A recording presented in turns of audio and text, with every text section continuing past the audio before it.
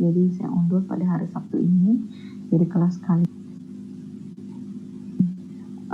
pada pejantan ini adalah rendah, tentunya akan berdampak tidak baik pada pejantan tersebut.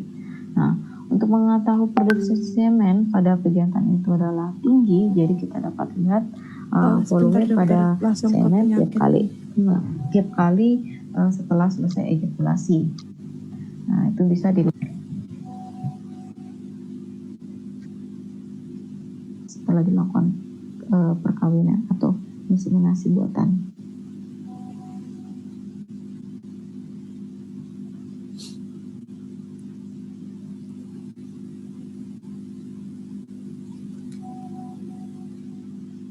Keempat, ada kelainan kelenjar aksesoris.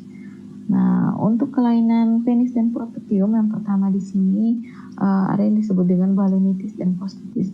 Balanitis itu sendiri merupakan peradangan pada gland penis. Dan postitis adalah peradangan pada mukosa preputium. Ini adalah ternak sapi. Nah, ini dia. Jadi untuk balanitis dan postitis itu biasanya terjadi beriringan. Jarang kasus terjadi bahwa balanitis saja terjadi atau postitis saja terjadi. Pasti keduanya terjadi secara bersamaan. Makanya disebut dengan balanopostitis. Jadi untuk kejadian postitis karena sama-sama terjadi. Nah, ini dia peradangan pada gland penis dan peradangan pada mukosa preputium. Nah, jadi penyebab dari penyakit balanopostitis ini adalah terinfeksi atau terpapar dari sebuah penyakit yang disebut dengan penyakit IBR dan IPV, di mana IBR itu adalah infection bronchitis, bovine rhinotracheitis, dan IPV itu adalah infeksi pustular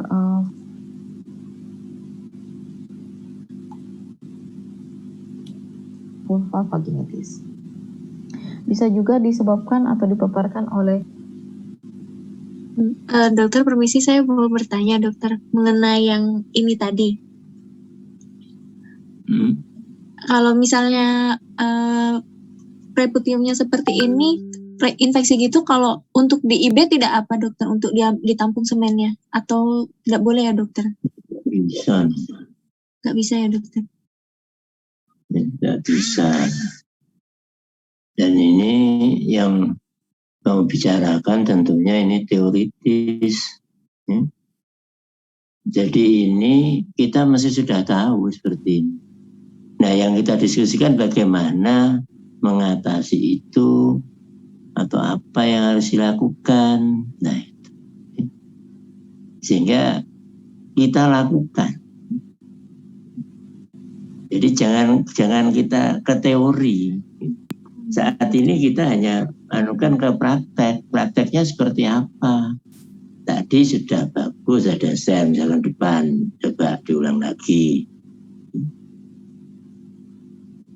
Ke depan, slide depannya lagi.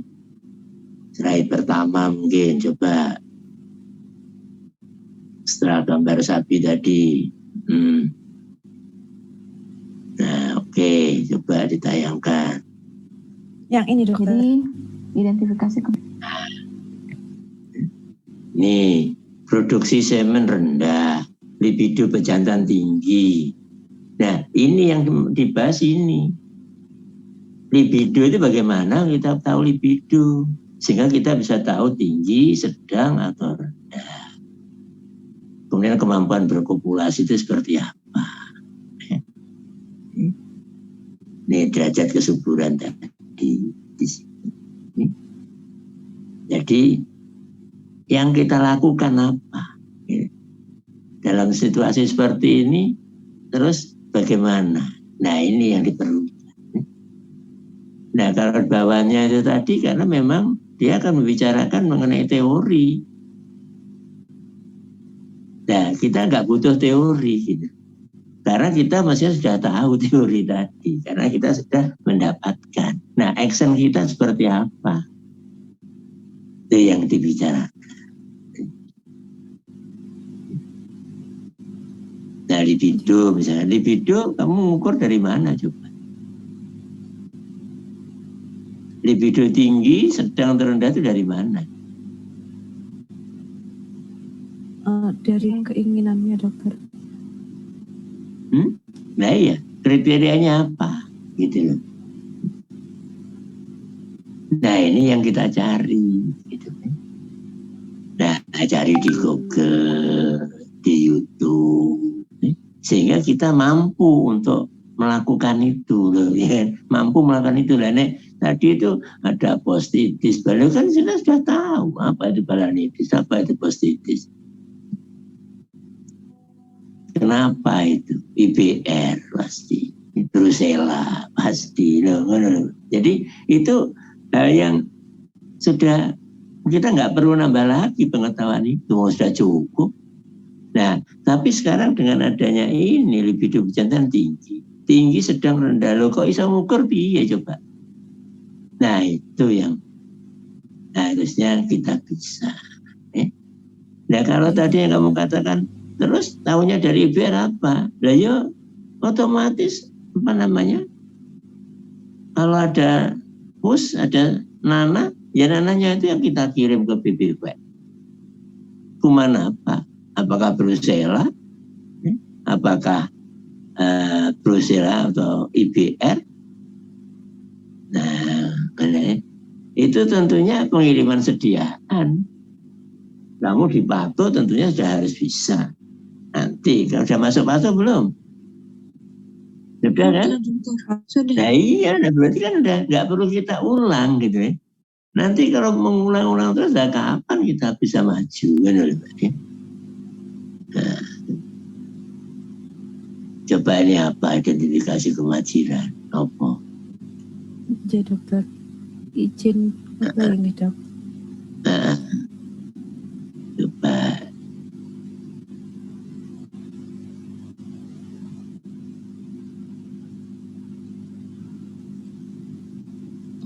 Jadi identifikasi kemajiran pada pejantan dapat dilakukan dengan mudah, yaitu yang pertama, pejantan tidak mempunyai kemampuan untuk bereproduksi. Jadi apa yang harus kalian lakukan ketika berada di lapangan untuk mengetahui kemampuan bereproduksi atau kemampuan kopulasinya? Tentu kalian akan melakukan pengamatan atau inspeksi pada ternak pejantan itu. Jadi kapan dia birahi, kemudian kapan dia melakukan perkawinan alam, atau kapan dia melakukan aktivitas reproduksi. Nah, di situ kalian lakukan pengamatan apakah hasilnya terjadi kebuntingan pada ternak betina yang dikawininya. Nah, itu bisa kalian lakukan pengamatan pada ternak itu. Dan tentunya ketika dilakukan pengamatan berulang-ulang kali, inspeksi berulang-ulang kali, dan tentunya hasilnya adalah nihil atau negatif, tentu kita bisa mengatakan bahwa pejantan ini mengalami kemajiran. Nah, kemudian hanya pada pejantan yang tidak subur agak sulit dideteksi. Jadi pejantan yang tidak subur memang agak sulit dideteksi, tapi kita bisa lakukan dengan cara pertama, yaitu tentunya melakukan pengamatan dari segi pengamatan birahi dan kemudian kapan dia melakukan perkawinan atau aktivitas reproduksinya. Nah, kemudian derajat kesuburan pejantan dapat diukur dari beberapa aspek. Yang pertama itu adalah produksi semennya. Tentunya ketika status dari produksi semen pada pejantan ini adalah rendah, tentunya akan berdampak tidak baik pada pejantan tersebut. Nah, untuk mengetahui produksi semen pada pejantan itu adalah tinggi, jadi kita dapat lihat volume pada semen tiap kali setelah selesai ejakulasi. Nah, itu bisa dilihat. Ini bisa dilakukan pada tempat pembuatan daripada straw atau bibit. Bisa juga kalian amati apalagi kalau misalnya kalian pernah ke Puncak Maros. Nah, di situ kalian bisa mengamati daripada produksi semen ini. Ya, produksi semen rendah. Produksi semen rendah. Produksi. Di mana kamu menentukan produksi semen rendah? Itu yang penting gitu. Yang penting kamu bisa mengatakan produksi rendah, produksi tinggi. Berarti yang kamu lihat apa? Volume semennya mungkin, dokter. Nah, volume semen, oke. Apalagi? Konsentrasinya dokter. Konsentrasi, apalagi? Konsistensinya.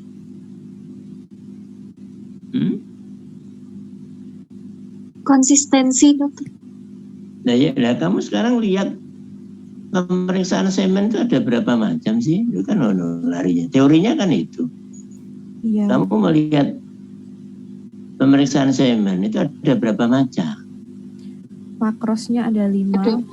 Nah, ada makros, ada mikros. Ada mikros. Makros, volume, bau, warna, pH, konsistensi. Oke, sudah. Kalau itu rendah berarti produksinya rendah. Kalau itu standar ya berarti standar. Kalau melebihi standar bagus. Selesai. Benar enggak ya? Iya. Jadi kita praktisnya, kita praktek. Bukan kita ngaji teori lagi. Ojo. Kamu PPDH. Teori itu sudah. Benar ya? Iya, Dok. Nah sekarang kamu ngeterapkan. Kemarin kamu diajari oleh Bu Erni Butati untuk memeriksa semen. Pak Yogi memeriksa semen. Nah sekarang keluarkan. Ayo, produksi semen rendah. Berarti apa? Gimana kamu menentukan? Melihat pemeriksaan makros, mikros. Oke, makros opo. Kalau masih ingat, alhamdulillah. Volume, bau, warna, pH, konsistensi. Bagaimana cara memeriksanya? Iya. Nah, gimana kamu tahu volume, bagaimana kamu tahu bau, bagaimana kamu tahu warna, bagaimana tahu konsistensi, bagaimana kamu tahu pH, selesai. Berarti kamu bisa. Nah, enak. Nah, ini yang kamu perlukan. Jadi begitu ada masalah, kita bisa menangani masalah tadi. Mikros. Tadi kamu katakan lihat konsentrasi, oke. Nah, apalagi yang penting? Gerakan massa dan individu. Bergerakan, gerak massa, gerak individu. Iya. Gerak massa itu gerakan apa? Gerakan per individunya spermatozoa, dokter. Gerak massa, namanya massa kok individu. Gerakan sperma secara bersama-sama dengan membentuk gelombang. Namanya massa gerakan kelompok. Selesai. Dokter. Gerakan kelompok itu ya gerakan bersama-sama tadi yang satu kelompok gitu ya. Nah, itu gerakan massa. Bagaimana menilainya? Kalau +3 itu gelombangnya besar, terus kayak cepat seperti itu, dokter. Kalau +2 artinya itu apa? Gelombang besar itu artinya apa? spermanya banyak, dokter. Massa yang bergerak Geraknya banyak. Kita ngomongkan gerakan massa. Ya massa yang bergerak itu banyak. Kelompoknya itu loh banyak isinya. Kelompoknya banyak, isinya banyak lah itu. Misalkan demo mahasiswa di Surabaya loh, dari UNESA, dari UNER, dari ITS, dari UWK, dari Widya Mandala lah. Kelompok-kelompok itu besar, isinya banyak, ya besar pasti. Kelihatan demo dilihat dari atas. Nah itu pengertian gerakan massa, sederhana. Jangan terlalu teoritis. Kita praktek. Makanya agak beda pengertian. Tadi misalkan kamu katakan, lo harus dilihat apa namanya kapasitasi. Lo ya jelas kapasitasi. Tapi kalau keadaan sudah mendesak, apa ya perlu kapasitasi untuk jadi. Nah kan nggak jadi kalau perlu kapasitasi. Lo waktu sudah habis. Bisa nunggu kapasitasi, ya nggak mungkin lah. Nah itu, nah itulah problem yang akan kamu hadapi. Nah yang sesuai dengan teori yang runut, yang harus pas sudah kamu dapatkan dari Pak Yogi, dari Bu Tati, dari Bu Erni. Itu membuat kamu di lab. Nah tapi di lapangan nggak bisa. Karena kamu ngibe itu jamnya nggak mesti jam segitu, tergantung posisinya di mana, laporannya seperti apa, mulainya kapan. Ya, kita datang tuh nggak ideal, tidak mesti pada pertengahan birahi sampai 6 jam setelah birahi berakhir. Mungkin sudah selesai lama, mungkin belum. Kita sudah terlanjur datang. Loh kok bisa? Lah peternaknya curang. Biar cepat didatangi, karena peternak mesti ingin cepat didatangi. Sehingga yang mestinya pagi dilaporkan sudah kemarin malam. Otomatis kalau kemarin malam kamu datangnya mesti pagi. Nah, pagi lah kok masih pro estrus ini. Baru awal estrus. Nah, apa yang harus kita lakukan? Apa nunggu nanti? Wes nunggu nanti lah, tak pulang dulu, nanti kesini lagi loh. Nah iya kalau tempatnya dekat, nah, kalau jauh apa ya mungkin. Nah itulah lapangan. Pemecahan-pemecahan itu yang kita saat ini mau bicarakan. Oke, gerakan massa sudah tahu, gerakan dari populasi, maka massa positif 1, 2, 3. Oke, saya nggak akan ulang lagi. Mestinya sudah bisa. Positif 1 itu seperti apa, positif 2, positif 3. Karena Anda sudah masuk di IP. Nah, kemudian kita ke gerak individu. Apa yang dilihat dari gerak individu? Coba, siapa yang menjawab gerak individu? Apa gerak individu itu? Yang dilihat apa? Kalau Anda melihat gerak individu, arah geraknya dan ini arah gerak kemudian kecepatan. Arah gerak dan kecepatan. Oke. Terus arah gerak kamu nilai dengan apa? Dengan yang kalau maju itu progresif. Bipolar, vibrat, terus ada apa lagi ya? Lupa. Menilai arah gerak dengan apa? Dengan melihat spermatozoanya. Mikroskop. Loh, ya dengan mikroskop itu terus mbak nilai piye cara menilai itu. Dengan penilaian dok, kalau gerakannya itu maju, nanti penilaiannya itu berarti bagus dengan progresif. Nanti kalau kayak itu namanya melihat arah mbak, bukan menilai. Kamu baru melihat arah maju, arah mundur, arah berputar, arah melingkar, arah di tempat. Belum menilai. Salah. Ya. Itu lo baru melihat arah, belum menilai. Lah menilainya lo piye? Ini yang kuncinya di sini. Loh, kecepatan ada sendiri bisa nih.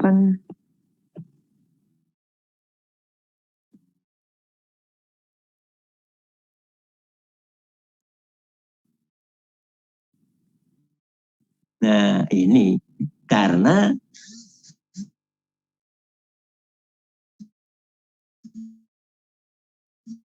orang banyak merasa keliru dalam makan.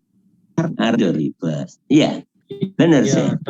Kalau maju mundur itu apa? Kan arah, teman. Lah menilainya dengan apa? Lah ini yang lupa kamu.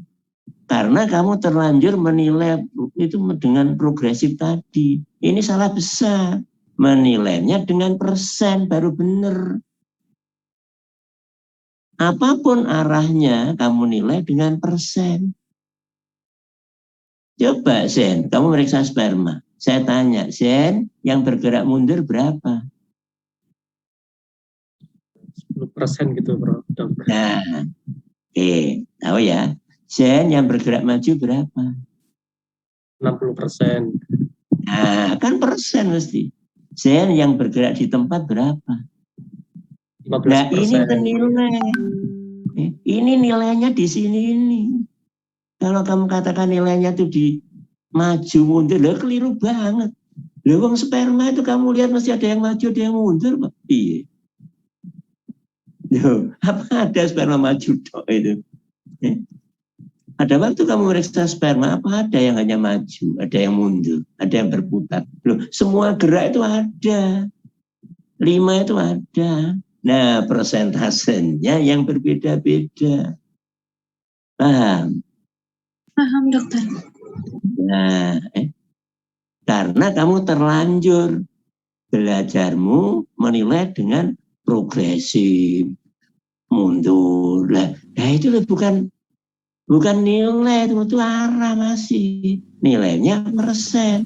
Karena begitu Anda lihat sperma, semua gerakan itu akan tampil.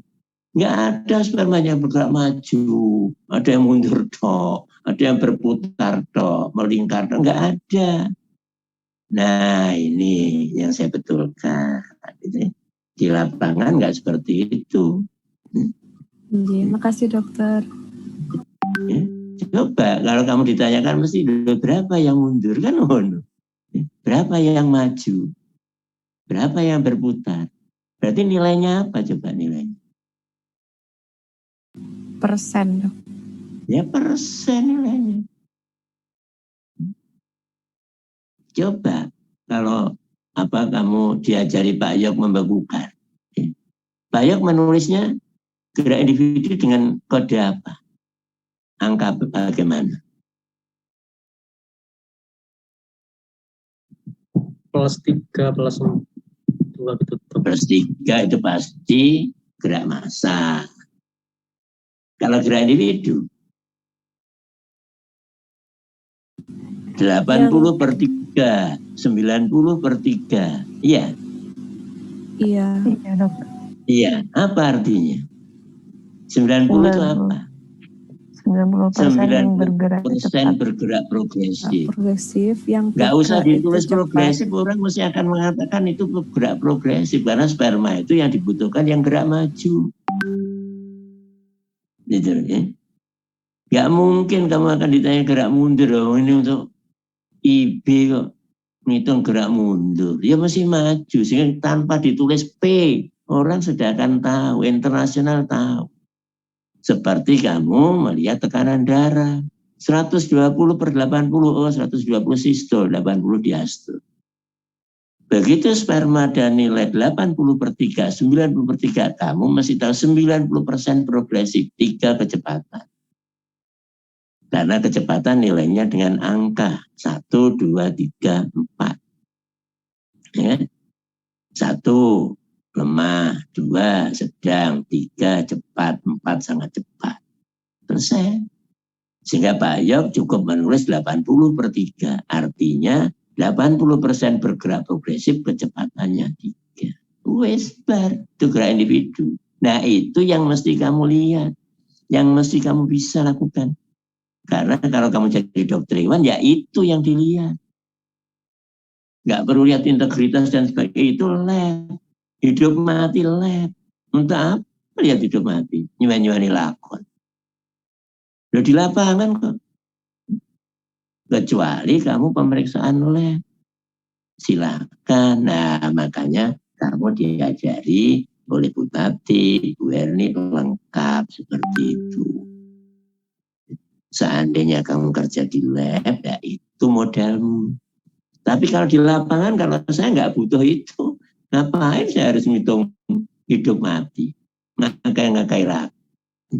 Ya kalau saya sudah bisa menghitung 80% maju, 80% kecepatan 3 kan mesti bagus. Selesai. Spermanya bagus ini. Nggak perlu ditunjang dengan hidup mati, nggak perlu ditunjang dengan integritas. Nah, itulah lapangan. Tapi kamu namanya aja di lab, ya mesti belajar semuanya gitu ya. Integritas gimana, integritas. Oke, itu dasar.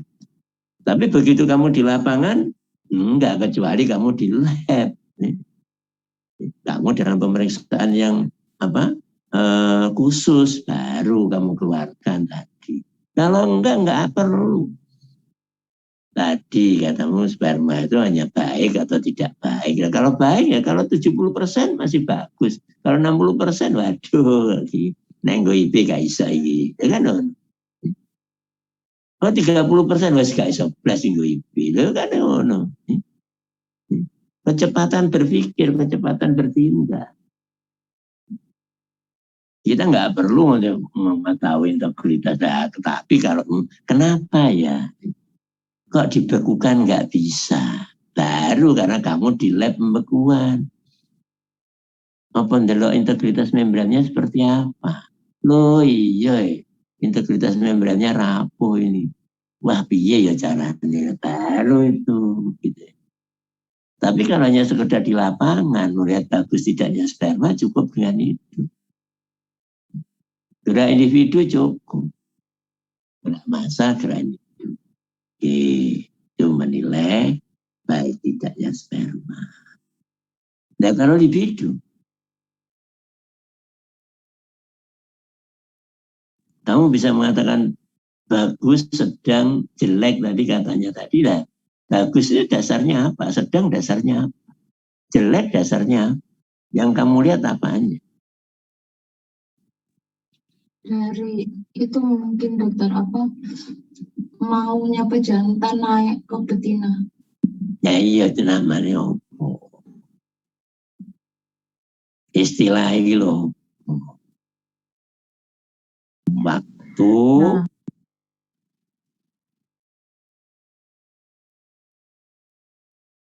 apa? Mounting dok. Mounting itu naik. Nah waktunya waktu apa? Kamu ngitungnya itu. Waktu kamu ngitung sehingga mengatakan bahwa pejantan libidonya bagus tuh. Ada berapa kriteria sih?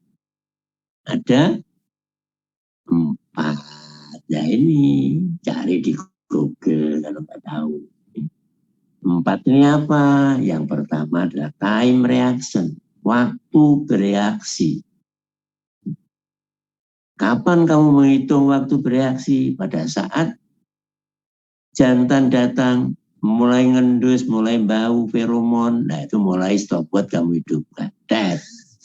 Nah, wis. Begitu ngambus langsung naik. Atau ngambus diem. Ngambus lagi, diem lagi. Nah ini time reaction tadi. Waktu bereaksi. Bagaimana waktu bereaksinya? Cepat atau lambat? Kadang hanya 5 menit, 10 menit, ada yang setengah jam, ada yang 1 jam. Wah, 1 jam ya kurang, jelek. Kalau 30 menit ya sedang. Kalau 5 menit, 10 menit ya berarti cepat. Excellent sudah masuk. Apalagi hanya 1 menit, oh sangat excellent. Nah itu di lapangan hanya itu nomor. Time reaction. Kamu mulai dari mana kamu menghitung karena waktu. Kemudian time ejaculation. Waktu ejakulasinya berapa lama? 1 detik kah? 2 detik kah? 3 detik kah? Dan namanya waktu semakin kecil berarti semakin bagus. Kalau semakin panjang ya semakin tidak bagus. Nah, kapan kita menghidupkan stopwatch kita saat time ejaculation? Ya saat penis menyentuh vagina buatan. Atau kalau kawin alam ya saat penis masuk ke dalam vulva. Baru stopwatch kita hidupkan. Oh 1 detik sudah terjadi ejakulasi, selesai. Berarti 1 detik. Oh 2 detik. Oh 3 detik. Oh 5 detik baru ejakulasi. Elek.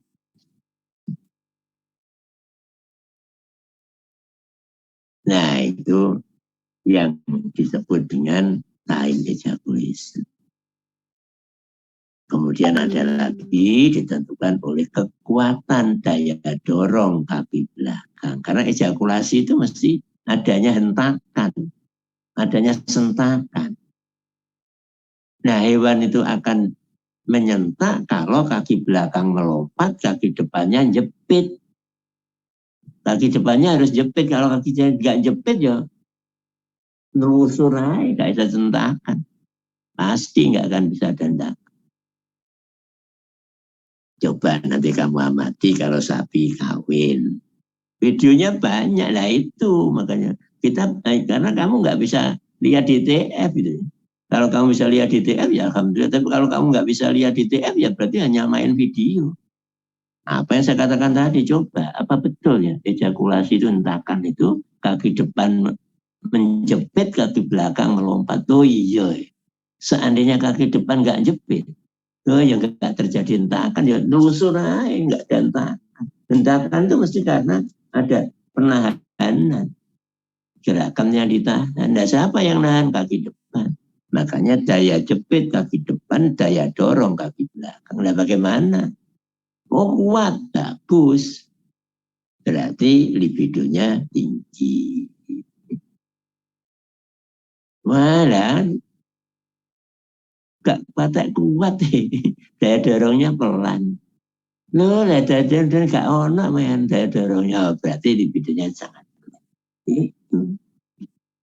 Nah, ini yang diperlukan untuk melihat libido. 4 kriteria.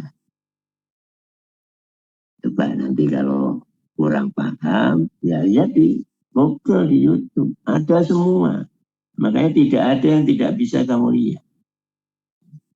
Hanya kemauan kita untuk belajar. Time reaction, time ejaculation, daya dorong kaki belakang, daya jepit kaki depan. Itu kalau mau nilai libido. Kalau mau menilai sperma tadi, makros, mikros. Mikros, gerak massa, gerak individu. Gerak individu, penilaiannya adalah persen untuk arah. 1, 2, 3, 4 untuk kecepatan. Jadi yang dinilai, yang dilihat adalah arah dan kecepatan. Arah dinilai dengan persen, kecepatan dinilai dengan angka. Nah, itu.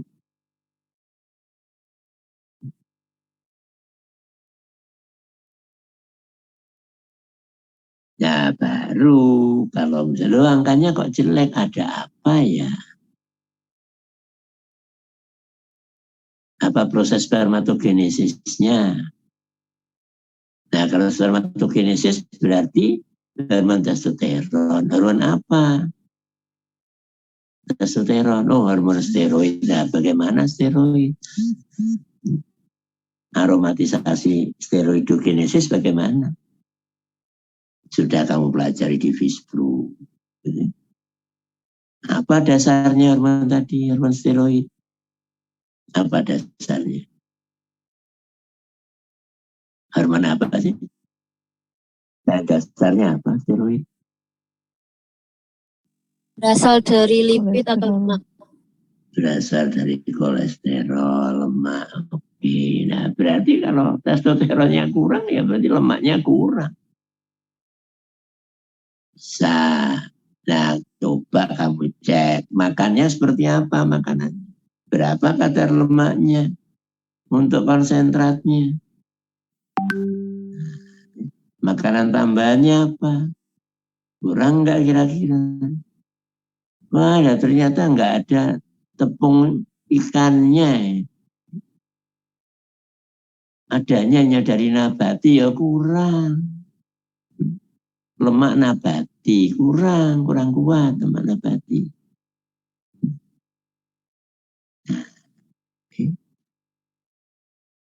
Sehingga ini itu testosteron. Ngeceknya mesti kolesterol. Ada yang punya burung berkicau di rumah? Ada yang punya burung berkicau, tetangganya punya burung berkicau.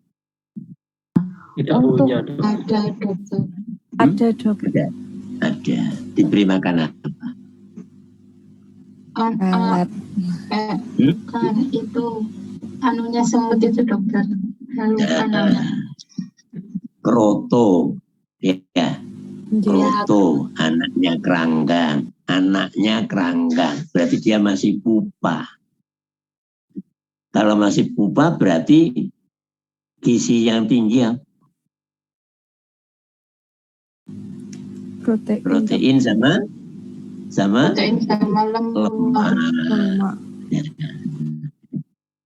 Lemak sumber apa? Testosteron. Kalau testosteron tinggi, gurungnya bagaimana? Ya pengen kawin. Kalau pengen kawin, ekspresinya apa? Berkicau. Berkicau. Selesai. Loh, kamu udah tahu semuanya. Cuman kamu nggak mikir, tekan kono. Mengeruh pakane ular, dipakani ular, dipakani kerutu, dipakani jangkrik. Jangkrik yang bagaimana? Yang sudah bersayap atau belum bersayap? Belum bersayap. Belum, Dok. Berarti masih muda atau sudah tua? Udah. Muda. Jadi banyak apa nih? Banyak protein. Banyak protein dan lemak. Dari protein lemak. Memang mau berkicau. Dan gak dikai kerutu, gak gelem berkicau. Testosteron gak enak kok berkicau. Nah itu loh gitu.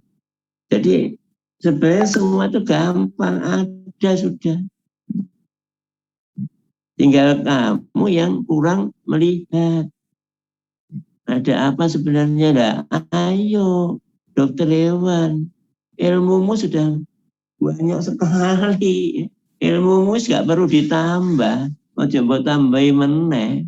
Mereka mau coba PowerPoint, wah tambah. Mulai wong musuh nek kabeh dadak diwaca manen. Nah, ini yang diperlukan gitu loh. Nah, silakan. Beliau bertiga sudah membantu Anda, sudah membawa Anda untuk menguasai lab. Nah, saya yang memang lapangan, memang beda, Mas. Ojo podo, nek podo gak iso karena kondisi lapangan beda. Dengan kondisi yang mestinya kan waktunya ya kudu tepat wong IP ya harus tepat, gak tepat gak jadi. Dan sekarang waktu nggak tepat, kalau mau jadi apa nggak boleh, coba. Nah sehingga tadi saya katakan dong IP memang posisi 4 pada puter terus. Nah tapi nek wis telat itu loh, sudah ovulasi. Nah sudah ovulasi bukan posisi 4 ya nggak akan jadi. Nah, kalau mau jadi ya Uterotuba Junction pasti. Nah itu namanya kamu inovasi kreasi. Dari apa ilmu yang sudah kamu dapatkan.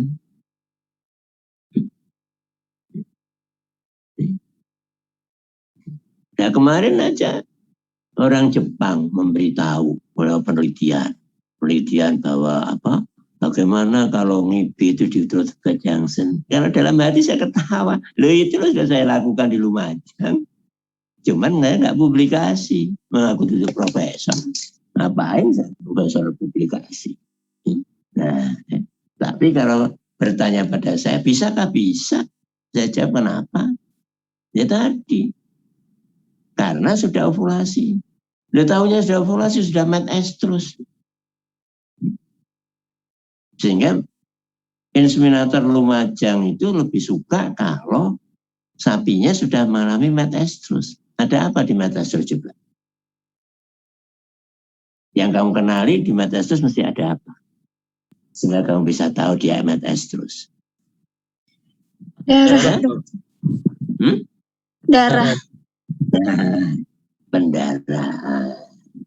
Betul, bagus. Berarti kalau sudah ada pendarahan, sudah masuk metastasis, berarti sudah Ovulasi. Sudah ovulasi. Nah ini kalau inseminator Lumajang malah senang. Nah tapi saya katakan di ADRV aja asosiasi reproduksi loh. Terus bisa berhasil Pak Trilas. Ya saya ketawa, loh ya masih berhasil. Kalau nggak berhasil ngapain saya lakukan?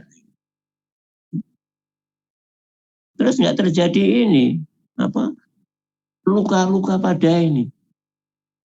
Lainnya inseminatornya belum pengalaman, digradak kan ya mungkin luka. Kalau ada pengalaman kan ya pelan-pelan. Mereka sudah tahu bagaimana kita menempatkan. Kenapa harus takut? Ternyata itu saya katakan di rapat ADRV mungkin tahun yang lalu. Sekarang ini rame-rame mereka melihat orang Jepang masukkan ke UTJ tadi kan ya podai. Nah kenapa UTJ? Ya, UTJ karena ovulasinya itu sudah terjadi.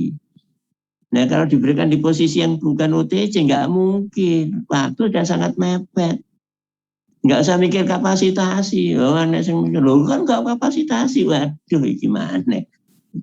Nah, saya ini tuh loh, mbak tangi turu kan, uang masih ngomong ganteng aja sih, kan, ya.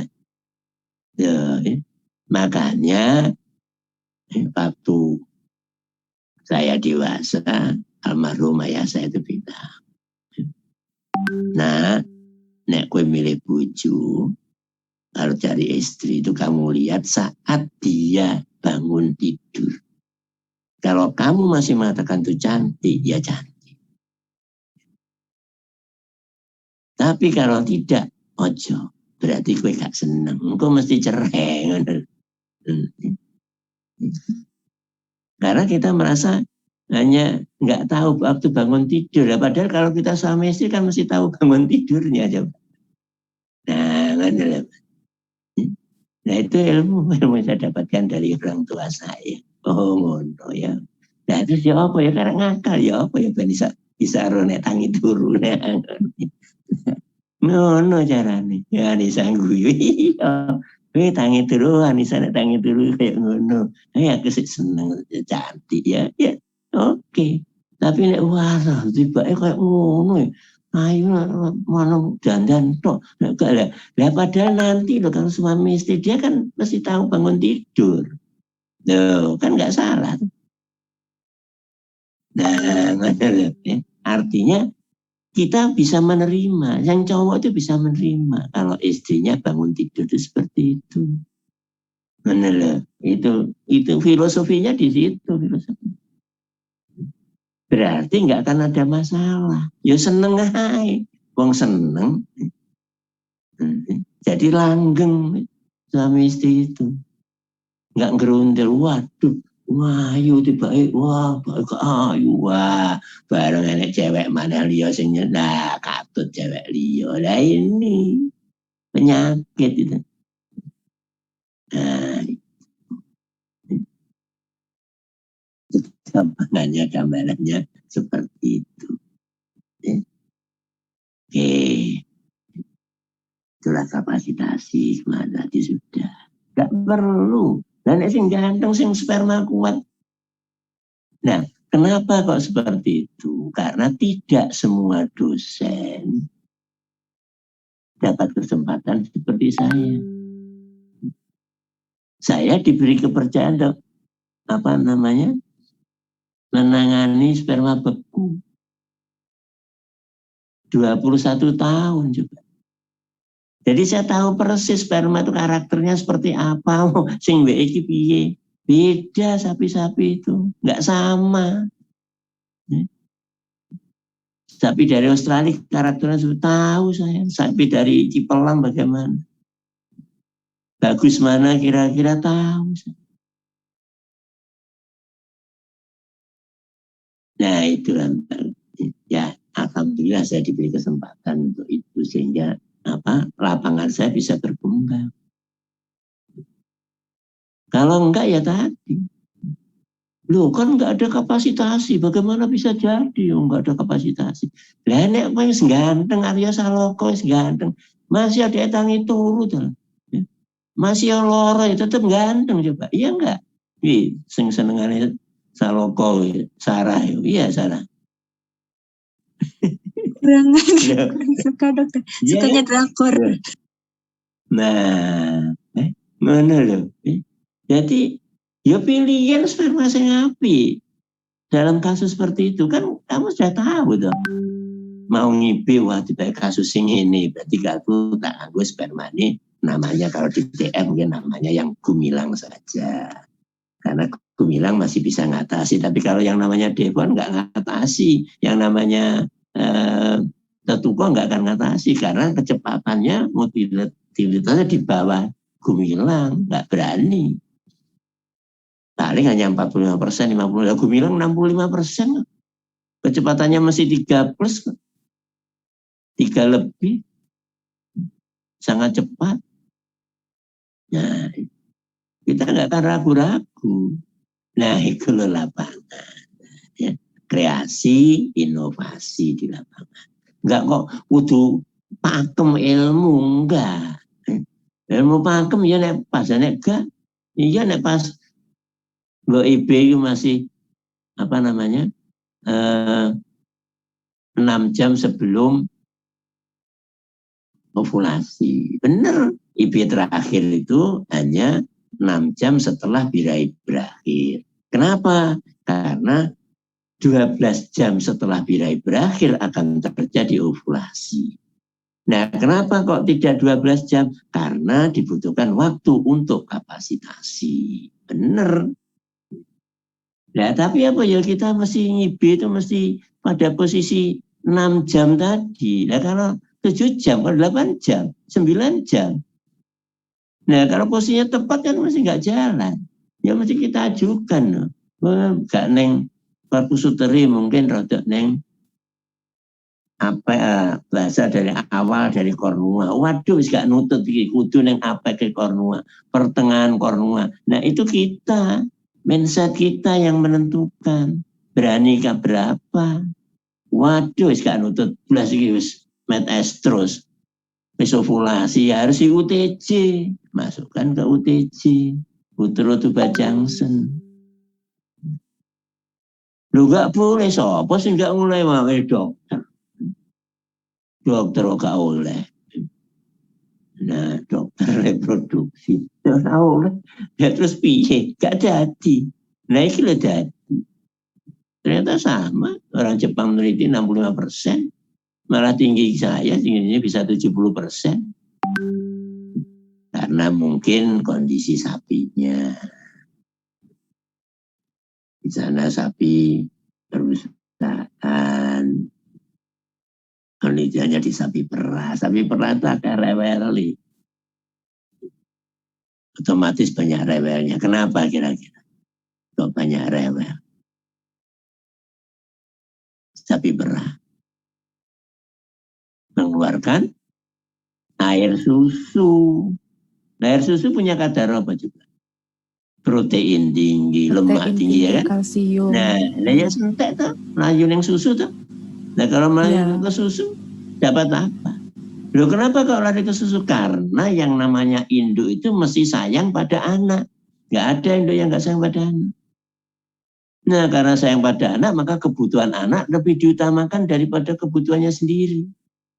Nah, sehingga kadar susu mesti lebih tinggi daripada yang dia makan. Benar, Mbak? Ya, makanya sapi perah mesti rewel. Kalau kamu di lapangan, sapi perah mesti rewel. Angel, birahi ini angel. Ovulasi ini angel. Kelahirannya juga lebih angel karena hormon itu mesti dia yang diproduksi itu hanya sedikit karena dipentingkan susu. Makanya kenapa untuk sapi perah sebelum melahirkan pada kebuntingan ke-7 mestinya sudah tidak diperah lagi. Nah itu ya benar ada masa kering. Nah itu jadi ilmu itu jadi nyambung terus penang noto wis mlaku ngarepe dhewe. Nah, cuman kamu belum punya pengalaman untuk itu. Lah, banyak belajar. Banyak belajar. Mengamati. Ada apa ya?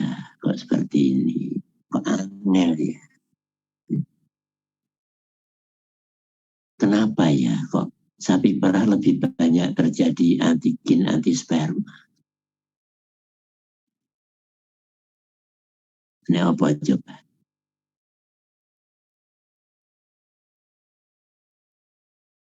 Kenapa? Antigen antisperma kan berarti masih ada perlukaan pada waktu IB. Kenapa? Karena lebih sering di IB, Dok, bukan? Bukan. Waktu pas nge-IB-nya luka jadi ada leukosit. Ya kena opo kok luka. Padahal awalnya nggak luka. Tapi kalau lama malah sering jadi luka. Kenapa? Ada perubahan apa? Kalau organmu kan tetap, berarti yang berubah apanya? Organ reproduksinya, dokter. Nah, ya apa nih yang berubah? Epitelnya. Yang sulit untuk dimasukin ya apa? Kemarin kamu lihat waktu Cervixnya dok. Cervixnya berubah. Kenapa cervixnya berubah? Karena anak yang keluar besar. Kenapa anak sapi perah kalau lebih besar? Makanan sapi perah masih lebih bagus daripada makanan sapi potong. Pasti itu. Nah, iya kan? Ya. Sapi potong nggak dikasih konsentrat. Ada sapi perah yang nggak dikasih konsentrat? Nggak ada. Ada.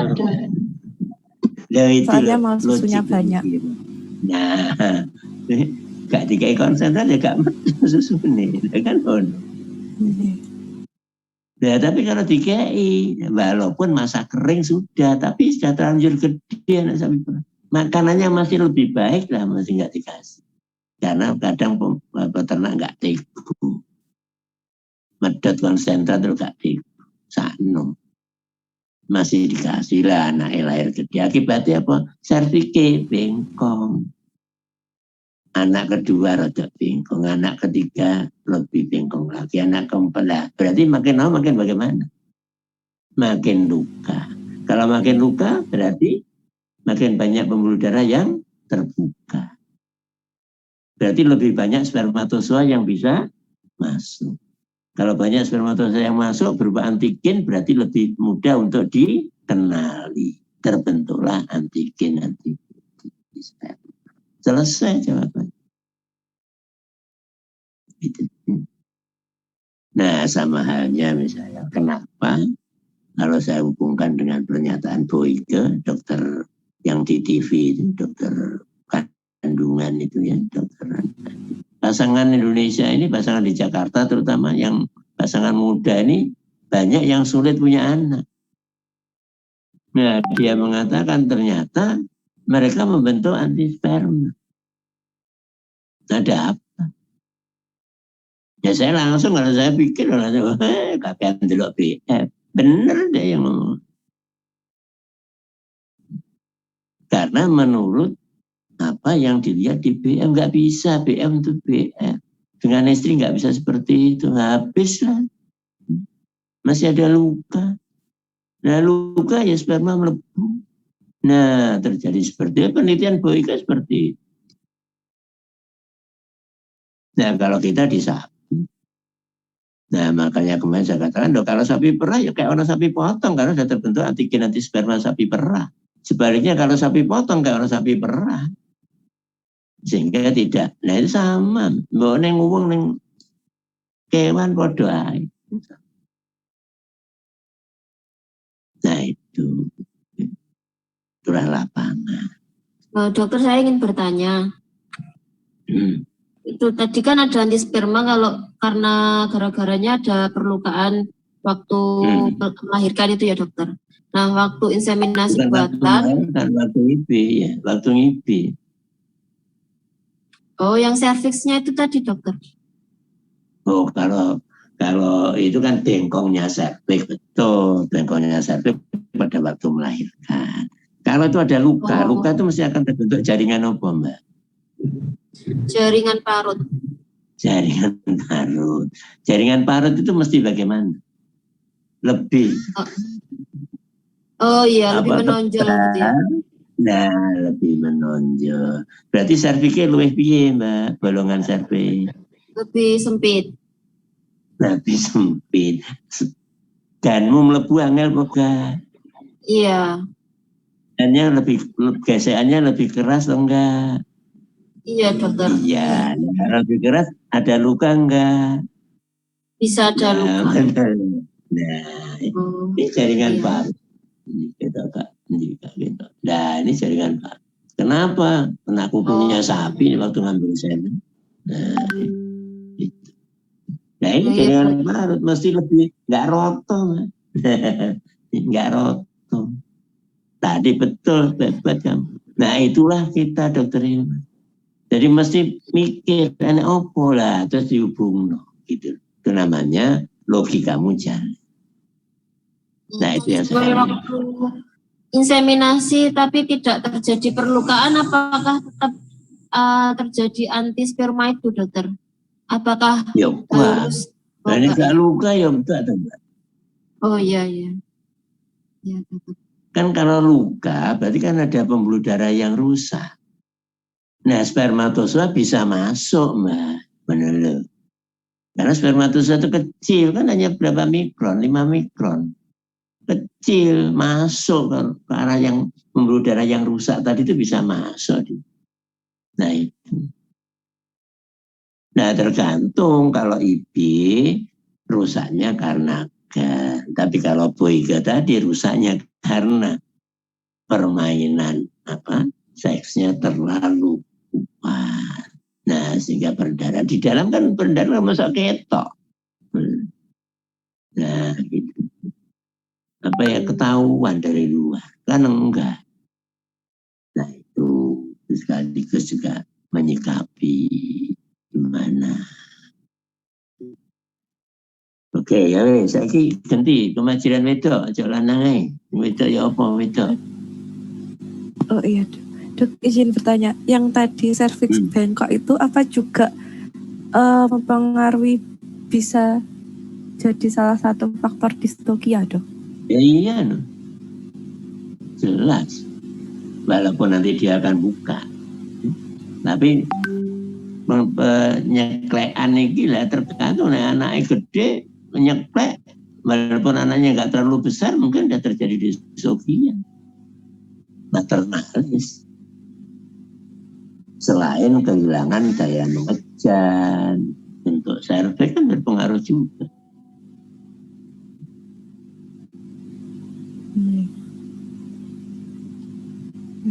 Terima kasih, dokter.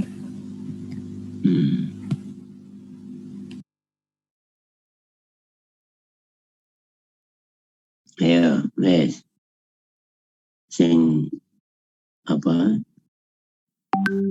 Cewek saiki. Cowok susah banget dibahas. Karena kita main IB. Main IB kan masih bisa sampai lah, kecuali kamu kerja dengan IB baru. Kita secara global aja sedikit jantan.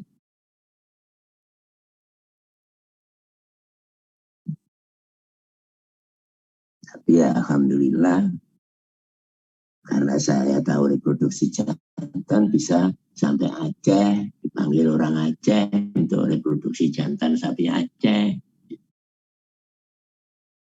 Dipanggil orang Kalimantan Selatan, orang Bukit Tinggi, untuk sapi-sapi mereka. Ya, wes, apa? Ya. Betina mau. Iya, izin share screen ya, dokter.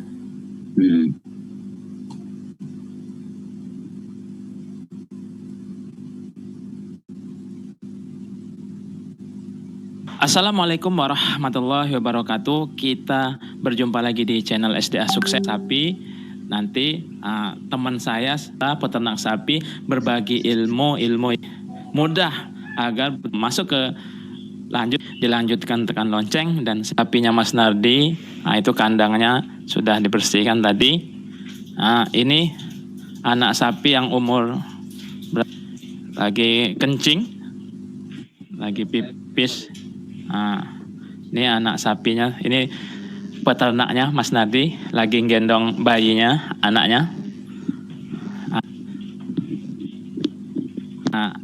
Tips apa yang akan diberikan kepada sobat semuanya, sobat SDA semuanya yang hari ini menonton? Tips apa saja yang mau diberikan untuk peternak sapi? Untuk tip kali ini saya akan berikan kepada teman semuanya, yaitu ciri-ciri sapi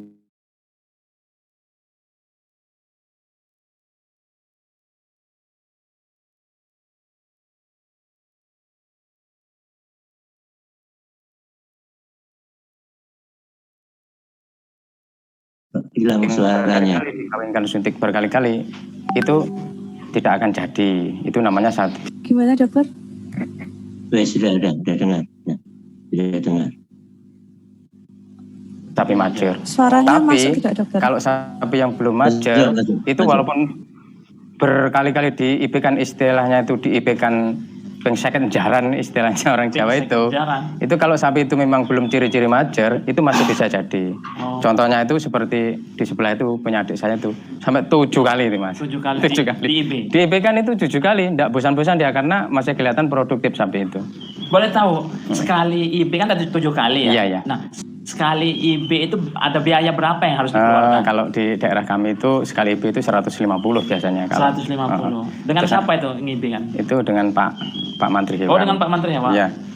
Terus nanti mengulang kan bayar lagi. Nah, itu sampai 7 kali. Sampai 7 kali. Terus bagaimana ceritanya? Nah itu supaya tahu bagaimana ciri-ciri sapi majer yaitu diantaranya sapi yang sudah majer itu bisa dilihat dari gondoknya sini mas. Gondoknya bawah leher sapi itu membesar, membengkak besar. Nah, coba lihat yang sapi saya ini. Nah, yang gondok yang itu mas, itu tidak bendol kalau sapi hamil itu.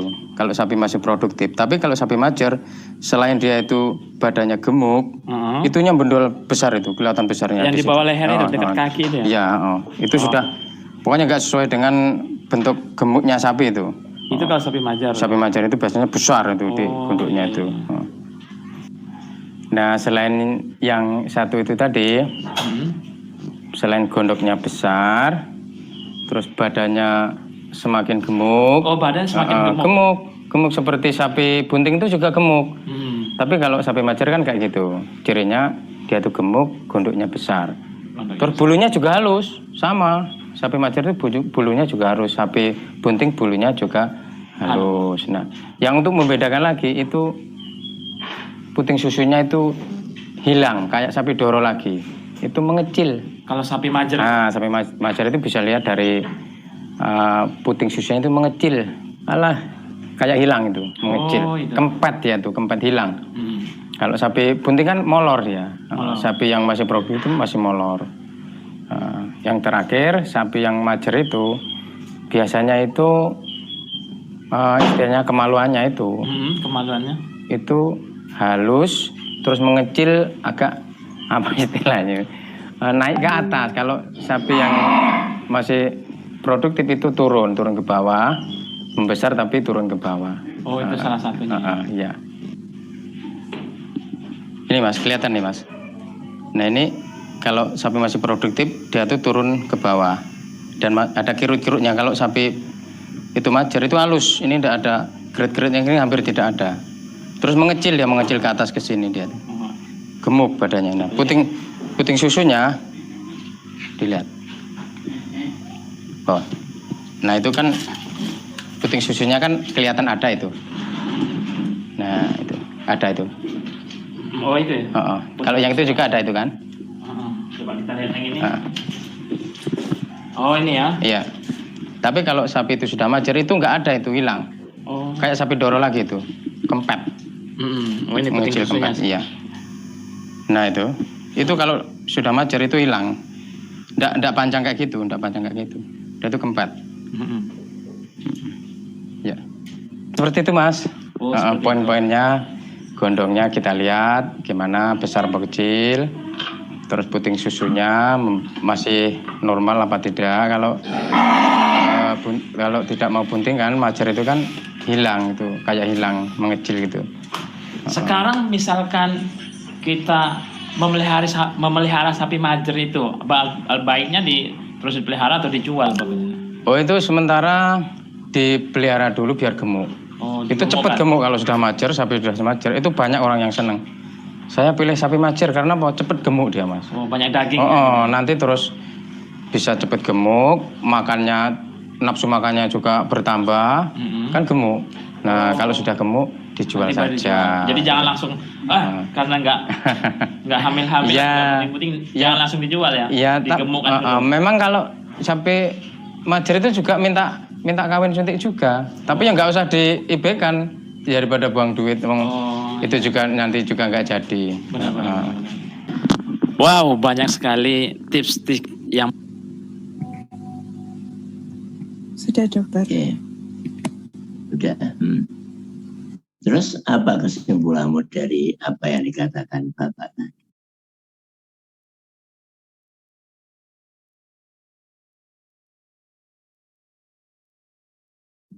Ada beberapa ciri-ciri sapi macir, dokter. Ya. Terus dari ciri-ciri tadi kira-kira kamu kaitkan dengan apa? Kalau Ciri gemuk, kalau dua ciri yang terakhir itu sepertinya masih kaitannya sama itu dokter, tidak berkembang dengan baik organnya. Entah itu karena Primartin atau yang lain. Primartin? Oh, apa Primartin? Atau mungkin hipofungsi ya, dokter? Hipofungsi.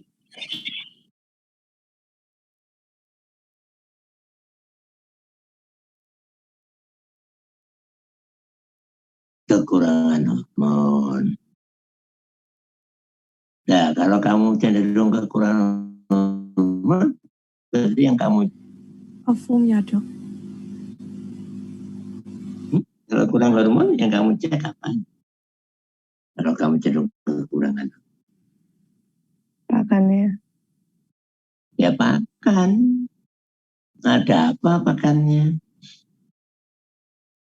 Kalau pakannya hanya jerami kering, berarti yang banyak unsur apa?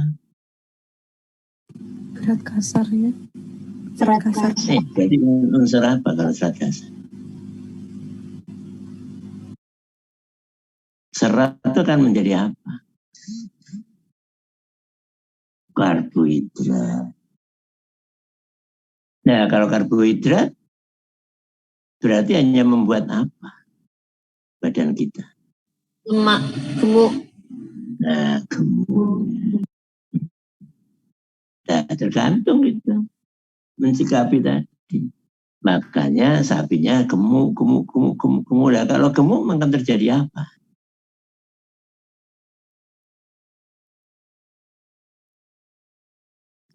Ya obesitas, kemajiran. Kemajiran karena obesitas, karena kegemukan.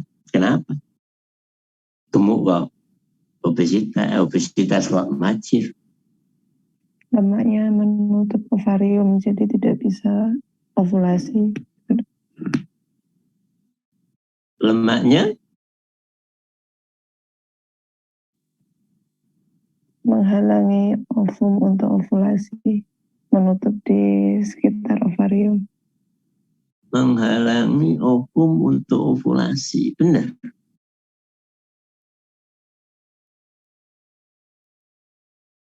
Ovulasinya apa nggak bisa ovulasi kalau gemuk? Mungkin karena hormon akibat lipid tadi. Enggak, saya menanyakan tadi. Apa kalau gemuk nggak bisa ovulasi? Yang Bisa. salah siapa? Ovariumnya atau siapa?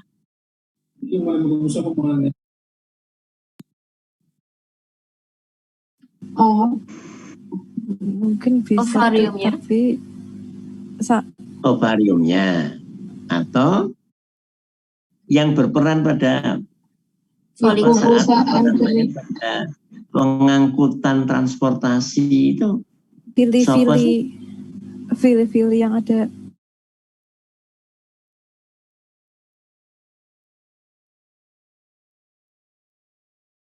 Ya, yang di mana? Fimbre. Pola Fimbre.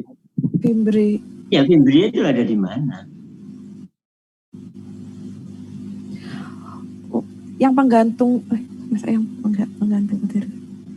Fimbre itu kan di Bagian tubuh tuba fallopi. fallopi yang paling ujung, apa jenenge? Fimbre, Dok. Awal dari tuba fallopi itu apa? Infundibulum. Infundibulum. Bentuknya seperti apa? Seperti Jari-jari tangan. seperti corong. Ya, seperti corong, seperti trompet. Nah, kenapa sih infundibulum kok dibuat seperti mekar seperti ini? Ini kalau ini tuba fallopi. Ya, kalau pas ovulasi menangkap ovum begitu, Dokter. Kalau ovulasi menangkap karena tempat ovulasinya tetap atau enggak tetap? Tetap di ovum. Tidak tetap. Tidak tetap. Tidak. Varium itu nggak tetap tempatnya. Kecuali kuda. Nah, berarti infundibulum itu harus bagaimana? Sesuai. Nah, bebas bergerak. Kalau neovarium, apakah bagian ini yang keluar atau bagian yang keluar? Kalau bagian ini kan dia ke sini. Kalau ini loh dia harus gini. Kalau ini, nah dia harus gini lagi. Nah ini. Nah, karena banyak lemak, dia tidak bisa mobilitas. Sehingga kalau dia di sini, ini lepas ke sana, lah ya wis, nggak ketangkap ini. Nah, kalau nggak ketangkap ya nggak akan terjadi fertilisasi. Makanya terjadilah kemajiran karena obesitas, karena kegemukan. Nah, apa mesti nggak bisa punya anak? Kalau gemuk nggak bisa punya anak? Bisa. Tergantung mungkin exercise. Kalau pas ini lepas di sini, dia pas di sini ya jadi. Makanya pas bisa menangkap ya, Dok.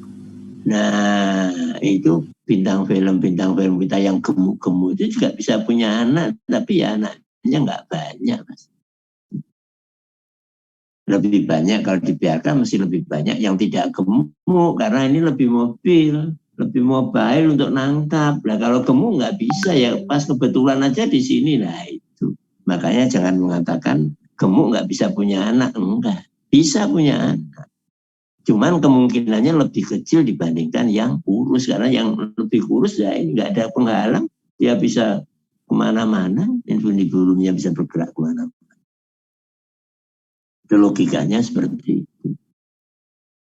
Nah, karena obesitas tadi tertutup lemak tadi itu yang menyebabkan mobilitas infundibulum. Kalau variumnya tetap, ovulasi tetap plus, bisa ovulasi. Bisa, nah ini yang nggak bisa nangkap.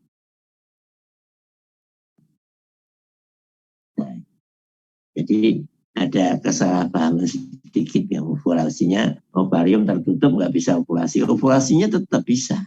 Ya. Cuman yang nggak bisa gerak, infundibulumnya nggak bisa.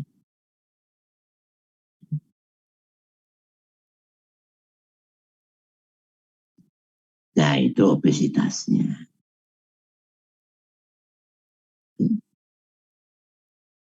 Ya, kalau kamu kaitkan dengan apa tadi? Primartin. Nah, kalau primartin itu cacat genetik sejak awal. Karena apa ya? Karena dia kembar pada sapi. Di mana sapi itu hanya punya satu plasenta.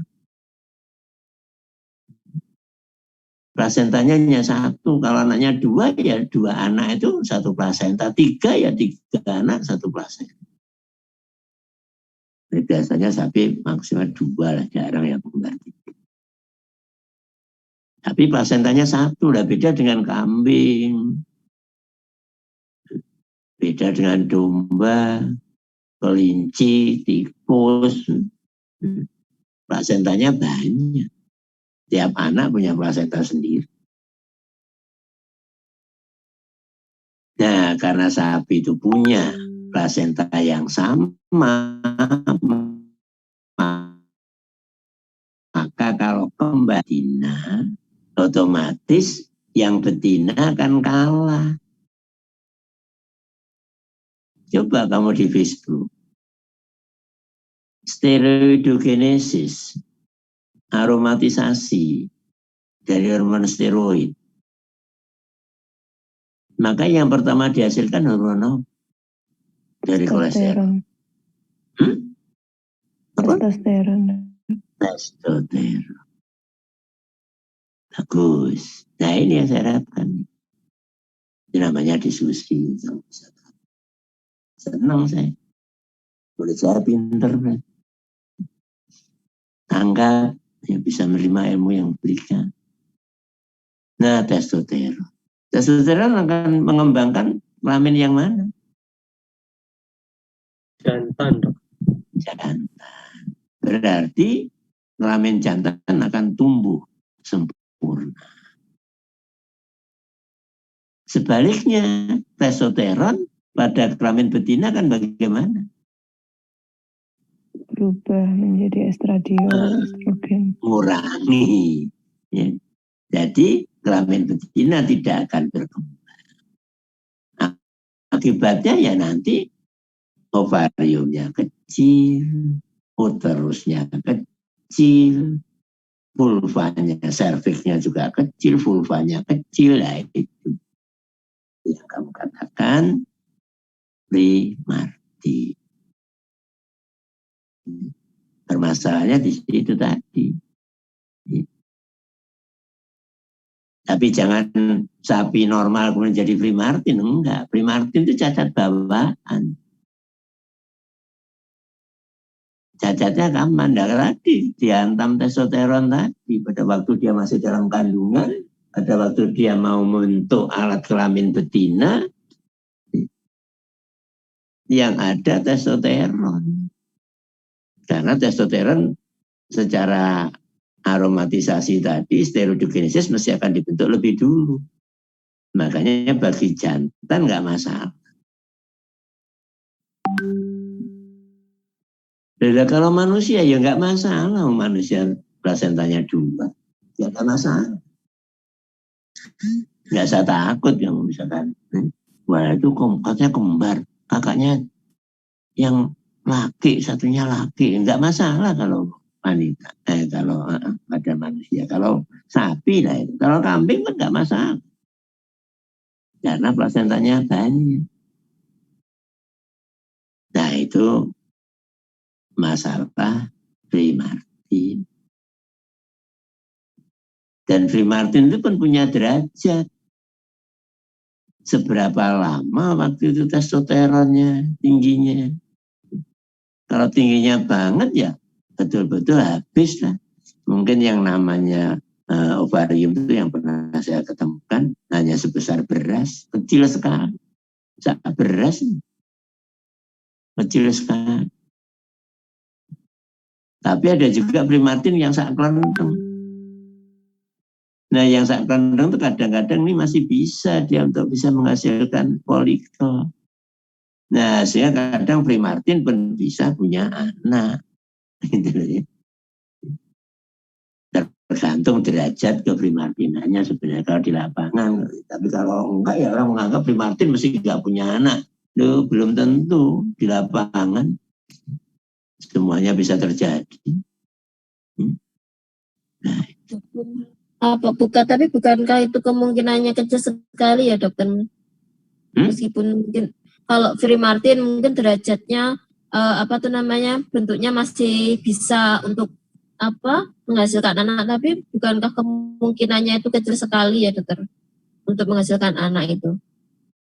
Ya makanya tergantung derajatnya. Kan kita primartin kan kita lihat dari vulva tadi. Tadi betul Bapak tadi, vulvanya naik ke atas, kecil. Jadi labia minor hampir-hampir nggak ada labia minor. Nah kemudian bulunya lebat. Nah ini kita rekta. Nah apa namanya? Serviksnya itu masih sebesar jari, insya Allah masih bisa punya anak. Tapi kalau serviksnya itu sudah lebih kecil dari jari kelingking, karo gan itu podo, atau lebih kecil dari gan, ya wis guys. Itu derajatnya. Nah makanya kan tergantung dari pada saat pembentukan alat kelamin itu kondisi hormon seperti apa. Nah hormon tergantung pada pakan. Makanya misalkan kamu lanjutkan penyakit gabak. Kenapa sih penyakit gabak itu kok berbahaya untuk ibu yang hamil muda? Jangan sampai nanti kalau kamu misalkan hamil muda baru 1-2 bulan, kemudian kamu jenguk orang yang sakit campak gabak. Kenapa? Karena virus gabak ini akan bisa menghambat pertumbuhan dari alat kelamin anak. Jadi kalau 1-2 bulan waktu dia membentuk alat kelamin anak itu mau membentuk ovarium, mau membentuk saluran-saluran alat kelamin. Nah ini kalau terganggu, kena gabak, ibunya kena gabak, ini nggak berkembang. Nah besok anaknya jadi bahayanya di situ. Makanya dianjurkan untuk ibu-ibu yang hamil muda ya. Kenapa hanya muda? Karena saat itu saat pembentukan alat kelamin. Loh, kalau sudah tua nggak masalah, sudah selesai. Alat kelamin sudah normal, sudah terbentuk. Nah pada waktu awal ini lah itu makanya benar 1 bulan lah itu yang paling peka. Mbok tonggoplek gak usah diparani, resiko. Karena kita sedang mengandung pada saat anak kita mau bentuk. Nah itu dipengaruhi karo gabak mau, virus morbili tadi. Tuh, sehingga saya katakan tadi, nah pada saat dia terjadi pembentukan hormon steroid tadi bagaimana? Oh ternyata nggak terlalu banyak umpakane gak kurang lemak gak ono damen garing. Nah ya, damen garing nah hebatnya ya nggak masalah walaupun dia kembar jantan betina mungkin ya. Terus pada saat pas waktunya pembentukan alat kelamin betina ternyata dia diberi makan sudah panen, waktunya ada daun, sehingga kadar lemaknya lebih tinggi yang masuk. Tidak hanya damen kering, tapi damen basah. Nah, beda. Sehingga mestinya besarnya itu hanya sebesar gan, ternyata sekarang tidak bisa sak jari tadi lah, udah bisa bunting gitu. Makanya tergantung dari ini. Nah, saya bukan Free Martin itu mesti harus seperti itu, enggak, di lapangan enggak seperti itu. Teorinya memang Free Martin itu akan membuat infertilitas. Betul, memang betul. Tapi ada juga sapi-sapi yang walaupun Free Martin masih bisa punya anak. Ini di lapangan ada. Maksud saya apa? Supaya jangan sampai kamu nanti gak mungkin. Nah itu. Gak mungkin Free Martin ada anak. Gak bisa. Free Martin itu masih steril. Itu teori. Nah kalau di lapangan bisa. Nah kamu katakan tadi, yo pada waktu itu namanya kamu punya kebijakan ilmu. Karena kamu ngerti bahwa perkembangan organ itu enggak, misalkan bulan pertama ini perkembangan apa dulu, bulan kedua, baru bulan ketiga semua organ kalau di manusia sudah terbentuk kemudian berfungsi. Jantung kan beda dengan hati pembentukannya, beda dengan pencernaan. Nah itu loh Mas, Mbak, yang kamu paham. Jadi tidak semua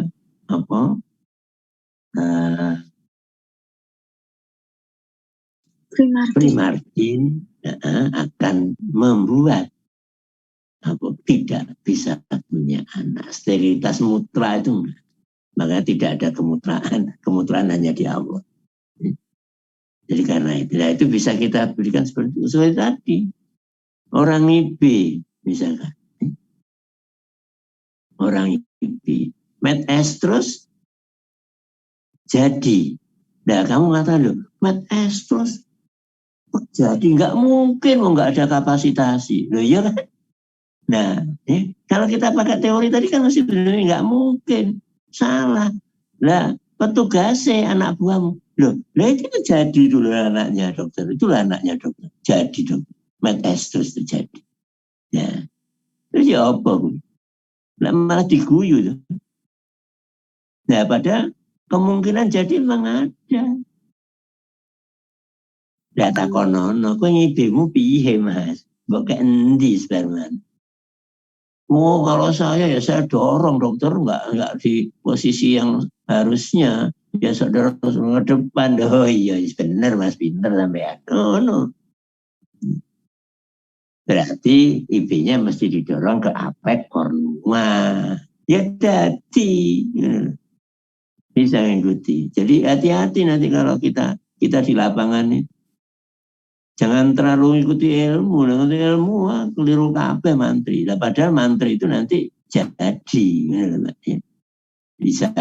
bisa dia pengalaman dia jadi. Loh ini loh sperma, saya pakai 2, separuh di sapi A, separuh di sapi B jadi. Ya bagaimana kamu katakan? Kamu katakan nggak jadi, loh nyatanya jadi coba. Ya, hati-hati kamu di lapangan. Loh ini betul ini. Ya kebetulan karena kadang itu dites. Ya apa? Enggak mesti disalahno. Dan aku ya udah, ya iso ae mas. Loh enggak bisa tuh. Bisa tuh. Loh bisa. Karena Indonesia mengisikan itu 10 juta. Dosis fertilisasi kalau mau 5 juta. Jadi kalau dosis 5 juta, Indonesia mengisi 10 juta, kalau dibagi 2 bisa enggak? Bisa dokter. Bisa. Ya, bisa, ya jadi. Belum nanti kalau kematiannya sangat sedikit. Misalkan aja, post-towing mortality-nya tidak 40%, tapi 65%, ya saya jadi ini. Nah, jadi banyak kita bisa memberikan, oh iya benar, bisa tadi. Mungkin dari PTM-nya, mungkin dari dosis fertilisasi. Nah, itulah dokter sekarang.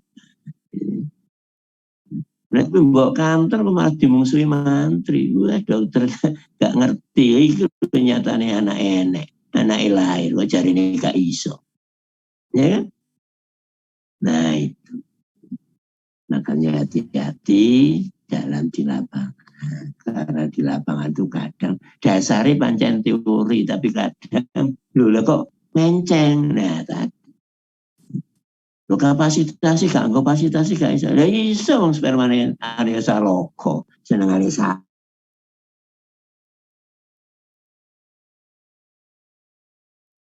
Winda ibu lo lah kok calon mantuku ngene. Nah, itu yang harus kapasitasi, ngono lho. Tapi jenenge teori ya kabeh kudu kapasitasi teori ini. Ya.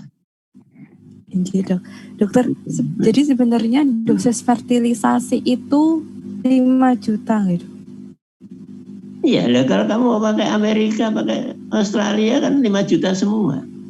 Nah, kenapa kita pakai 10 juta? Karena kita tahu inseminator kita itu loh ngipi karo rokokan.